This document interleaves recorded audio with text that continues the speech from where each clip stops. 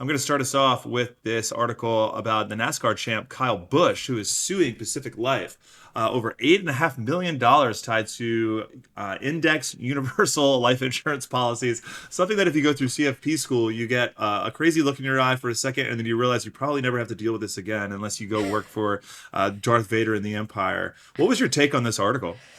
My initial reaction was like, okay, $8 million, that's a lot, but how much does $8 million mean to this Kyle Busch person who I had never heard of until I read this article? Right. But apparently he is quite a famous NASCAR driver. Apparently he is the highest paid NASCAR driver as of last year, makes about $15 to $20 million a year in endorsements and whatnot. According to the internet, he's worth about $80 million. So this is, for me, this is a significant amount of money for him. I think indexed universal life insurance policies are a scourge on the American people. I think they get sold. This article is basically about how they are sold to people as this sort of promise of a steady retirement, right? If you made some money, you don't want to lose it, right? We deal with that a lot with our clients where it's like, I had this nest egg, I want to protect it.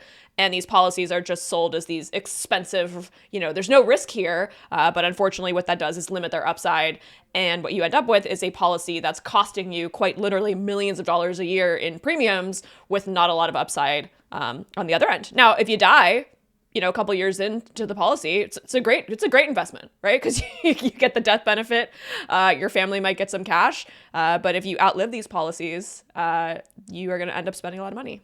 So I love when public figures kind of use their platform to defend the public here. So he's basically saying, I got screwed. It's embarrassing to admit that you made a mistake and you quote unquote fell for this. So I love that he is going after the big bad insurance company.